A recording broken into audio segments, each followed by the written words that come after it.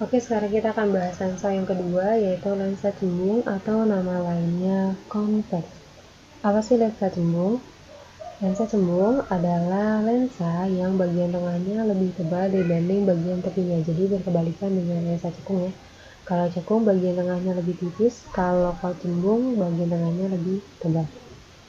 Sama seperti lensa cembung juga punya 3 macam. Yang pertama ada biconvex, yaitu lensa cembung yang terdiri dari 2 bagian yang cembung, seperti ini.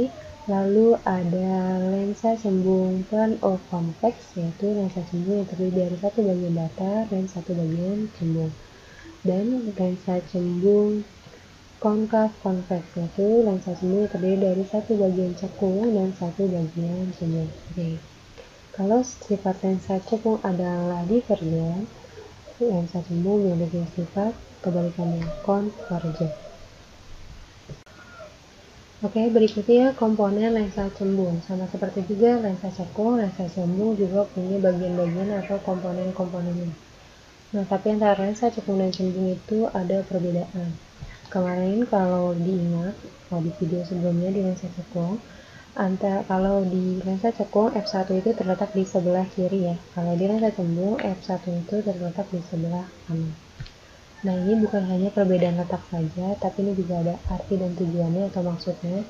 Kalau di lensa cembung, misalkan cahaya datang dari sebelah kiri, cahaya datang dari sebelah sini, maka titik fokus aktif akan terletak di belakang lensa. Jadi yang sebelah kiri adalah bagian depan lensa, yang sebelah kanan adalah bagian belakang lensa. Jadi ini depan, ini belakang gitu ya. Yang membedakan, kalau di lensa cekung, titik fokus aktif itu adanya di depan lensa. Tapi kalau di lensa cembung, titik fokus aktif terletak di belakang lensa. Misalnya semuanya sama, yaitu posisi M1, M2, fokus, dan R jari-jari. Dan nilai R-nya berarti masih sama, yaitu R setara dengan 2. Oke, berikutnya kita akan belajar sinar-sinar istimewa pada lensa cembung. Sama seperti pada lensa cekung, ada 3 sinar istimewa pada lensa cembung. Yang pertama adalah sinar datang sejajar sumbu utama dibiaskan menuju titik fokus aktif f1 di belakang lensa. Jadi ketika ada sinar yang datang sejajar dengan sumbu utama ini ya, yang warna merah, maka sinar tersebut akan dibiaskan menuju titik fokus aktif atau f1 seperti ini. Karena kan seharusnya dia dibiaskan lurus seperti ini ya, diteruskan lurus seperti ini, tapi karena ini adalah lensa cembung, maka dibiaskannya kemana? Menuju f1 atau titik fokus aktif. Yang kedua, sinar yang datang melalui titik fokus pasif atau f2 yang ada di depan lensa, ingat ya, f2 ini ada di depan lensa, akan dibiaskan sejajar sumbu utama. Jika ketika ada sinar datang yang melalui f2, maka sinar ini akan dibiaskan sejajar sumbu utama seperti ini. Harusnya kan kalau diteruskan kan dia seperti ini ya, lurus seperti ini. Tapi karena di lensa cembung maka akan dibiaskan sejajar sumbu utama.